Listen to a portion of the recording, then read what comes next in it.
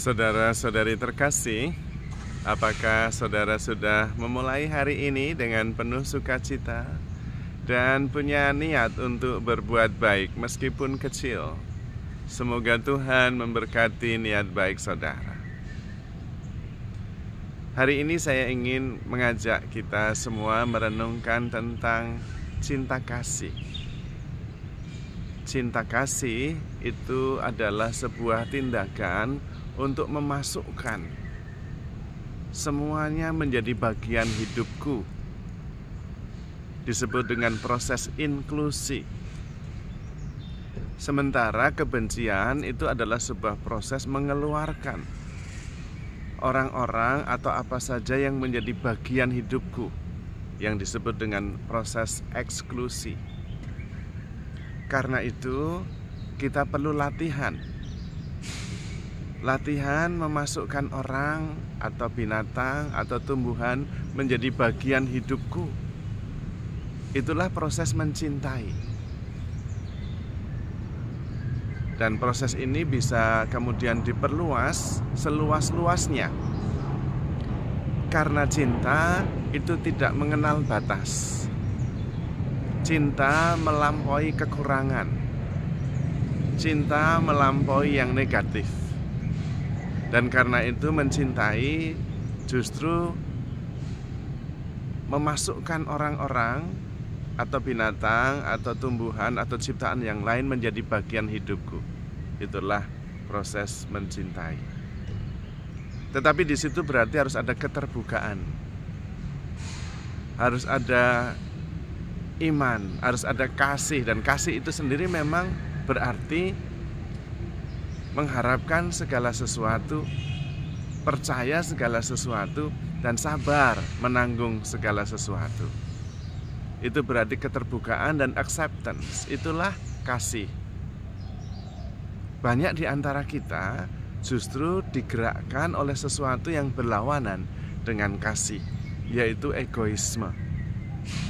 Kalau tersinggung dan tidak cocok dengan orang ini atau orang itu, maka kemudian orang itu dikeluarkan dari dalam hidup kita. Itu yang namanya proses eksklusi. Mengeluarkan orang sehingga dia tidak lagi menjadi bagian hidupku. Tapi bukan itu yang diajarkan Tuhan. Tuhan justru meminta kita untuk mengasihi musuh. Apa lebihnya kamu kalau kamu berbuat baik kepada yang baik kepada kamu? Orang berdosa juga melakukan hal itu. Menjadi murid Tuhan tidak cukup hanya baik dengan orang yang baik kepada kita saja. Itu egoisme. Tetapi menjadi murid Tuhan adalah mencintai. Mencintai itu memasukkan siapa saja menjadi bagian hidupku. Lalu ujungnya aku dan engkau adalah satu. Dan itu yang dimohon oleh Tuhan sendiri kepada Bapanya. Ketika dia berdoa kepada Bapanya, Tuhan berdoa, "Ya Bapa, jadikanlah mereka semua satu, seperti Engkau dan aku ya Bapa adalah satu. Supaya dunia tahu bahwa mereka semua adalah muridku, yaitu kalau mereka bersatu." Maka menjadi murid Tuhan terus berantem, lalu mengeksklusikan orang keluar dari hidup kita, itu tidak cocok. Karena itu justru proses yang melawan cinta kasih. Cinta kasih adalah memasukkan orang ke dalam hidup kita, sehingga orang itu menjadi bagian hidupku.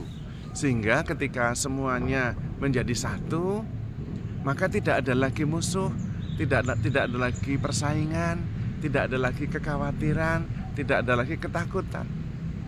Karena yang lain adalah bagian dari hidupku. Sehingga relasi tidak lagi dibangun berdasarkan baik, buruk, benar, salah.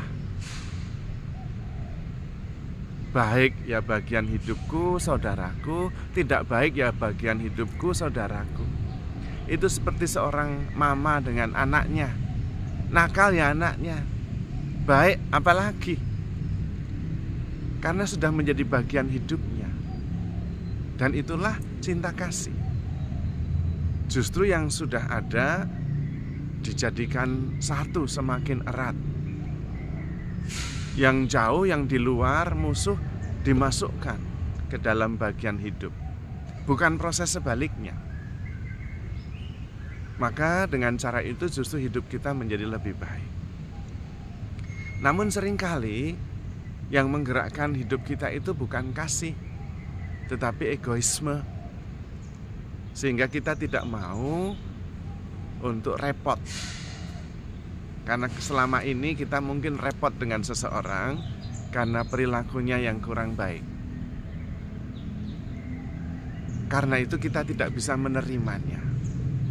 Lalu kemudian lebih baik dia dikeluarkan saja dari hidup saya. Dia sudah tidak lagi menjadi bagian hidupku. Tetapi dengan demikian kemudian kita lupa bahwa kita dengan yang lain itu terkait. Satu kesatuan. Mempunyai Bapa yang sama. Kalau kemudian kita mengeluarkannya, kita kemudian seperti anak-anak berkata kepada bapaknya, "Pak, saya tidak mau dia jadi saudara saya." Ayah nggak bisa, wong saudara tetap saudara. Yang menentukan bukan kita, tetapi Bapak. Ya karena kita lahir dari keluarga yang sama. Itu, yaitu dari Allah sendiri. Kita semua lahir dari Allah sendiri. Dan kalau Allah itu adalah Bapa, kita tidak bisa mengatakan, "Bapa, saya tidak suka dengan dia. Dia tidak usah jadi bagian hidup saya, bukan anggota keluarga saya." Ya nggak bisa.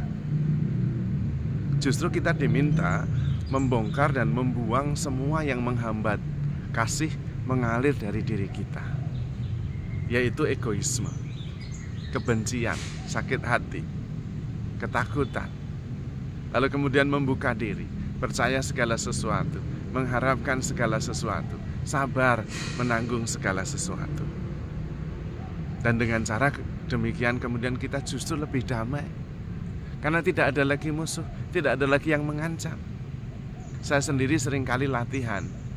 Ketika bertemu dengan seseorang, siapapun dia, saya mengatakan dalam hati, dia itu adalah saya. Dan kemudian berubah sekali cara saya menghayati dan bersikap terhadap orang itu. Latihannya tentu dengan orang-orang yang dekat dengan saya, sesama OMI, sesama keluarga, tapi juga kemudian meluas kepada orang lain.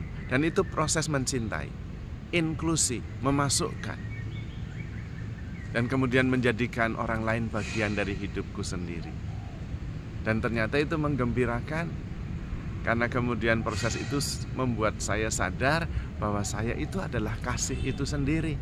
Sebagaimana dahulu ketika kita diciptakan, kita diciptakan in the image of God, serupa dan segambar dengan Allah yang adalah kasih itu sendiri. Maka apa lebihnya kalau kita hanya berbuat baik kepada yang baik kepada kita? Orang jahat pun melakukan hal itu. Maka kita sebagai anak-anak Tuhan harus berani memasukkan siapa saja menjadi bagian hidupku, supaya kemudian kita hidup dalam persaudaraan dengan semua orang, dengan semua ciptaan, dan kita menjadi satu dengan seluruh ciptaan yang lain. Dan di situ kemudian kita menemukan kedamaian, rasa syukur, sukacita, dan juga berkat Tuhan. Maka saudara-saudari terkasih, handle yourself with God, because you are loved. Tuhan memberkati.